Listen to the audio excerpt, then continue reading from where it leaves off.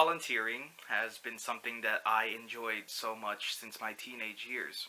In fact, I went to a high school that encouraged everyone to volunteer, and I grew to love helping people in my local community in my spare time.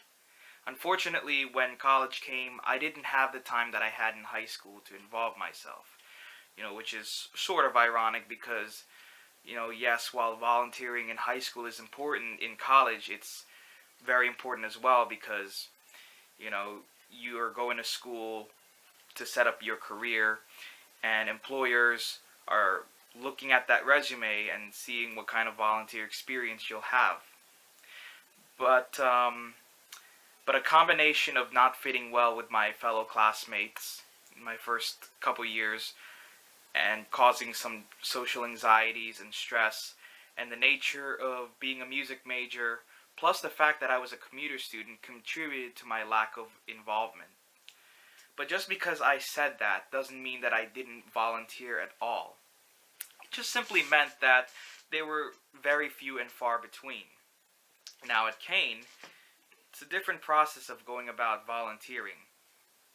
In high school, you could volunteer anywhere you want, as long as you have a verification signature by someone who coordinated the event.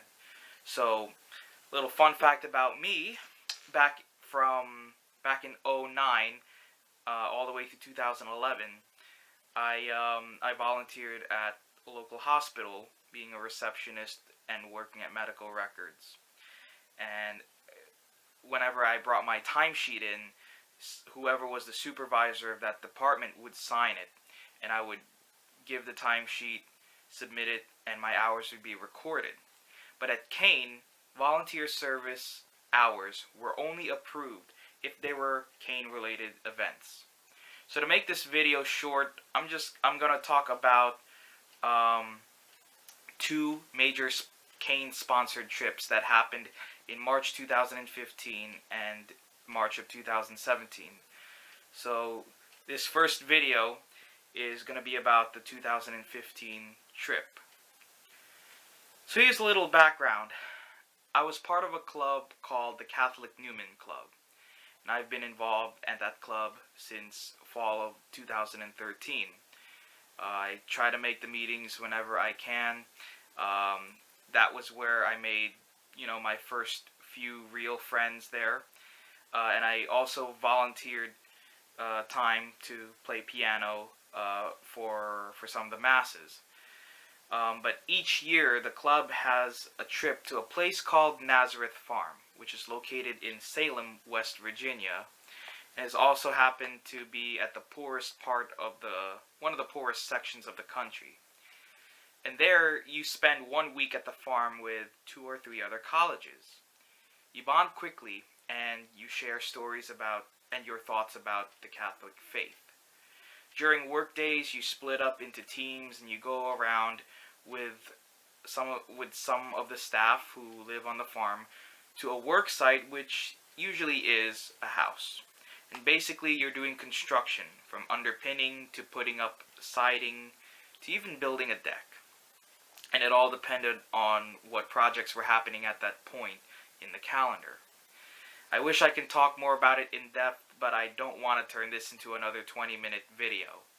Bottom line, it's an amazing trip that offers a different perspective of living life. I was fortunate enough to go on this trip during my 3rd year at Kean, and we went from March 15th to the 21st. And it was a long van ride from Union, and once we got there, man, is West Virginia a whole new world. You're surrounded by mountains, nature, peace, and tranquility. Gone are the traffic, factory smoke, buildings, and technology. As part of the trip, we were asked to put off all electronic devices away for the entire week. No cell phone, no iPod, no 3DS. We were not allowed to ask what the time was to any of the staff members. If you did, their response would always be 10:10, or God's time. We also got to meet people from Colgate University in New York and Avila University in Missouri. Nazareth Farm was more than just a volunteer trip to get hours for your transcript. It was a life-changing event. It was a retreat and a service trip all in one. When you spend so much time away from looking at a screen and soaking up everything you see on social media in favor of actually interacting with people and enjoying the beautiful things our world has to offer in its pure form, there's nothing but a wave of positivity that surrounds you. Something fresh. And during our time in the work sites, we got to talk to the owners of the house. They are unbelievably wonderful, and they have a lot of touching stories to tell about their life. They offer the biggest lesson that I think a lot of young people need to hear. Well, I think everybody, but young people especially, which is to deeply appreciate what they have already and make it last for as long as they can. There are so many people in this world, children and adults, who take many things for granted. They don't know that parts of this world aren't as fortunate. Social media and the rise of technology have turned people off reality. Many people today don't see the big picture. Their view of the world is obscured by what they're seeing on that screen. And I know what I'm saying probably may sound a bit ambiguous, but no novel that I would write about my experience at Nazareth Farm would do justice for how life-changing it was.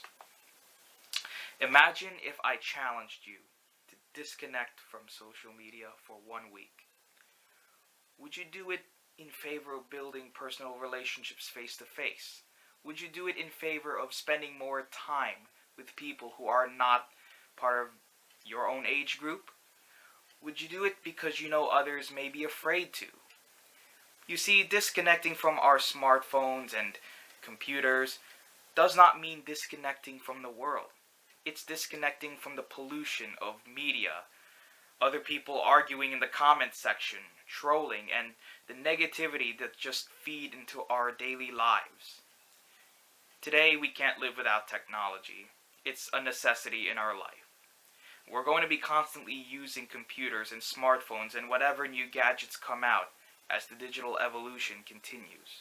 But we can't let it dominate us. That's one thing I got out of doing this trip, in addition to having a stronger faith and a renewed outlook on life. When it was time to leave the farm to go back to Jersey, I broke down crying. That shows how much the experience meant to me. And I never cried so much in my life. The warm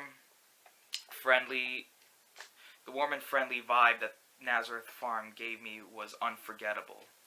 In the end, I received 50 hours of service, but in the bigger picture, this trip marked a turning point in my college experience. The following months saw a big change to how I viewed people, and I believe that my maturity increased because of this trip. So I was getting along, that was the point where I started to get along well with people that I couldn't have done so 3 years prior to the Naz Farm trip. So call it maybe a detox for my soul, and it couldn't have come at the right time. And so that does it for another college grad reflection. The next part of my volunteer experience at Kean takes me to Atlantic City for a trip that was very similar to this one.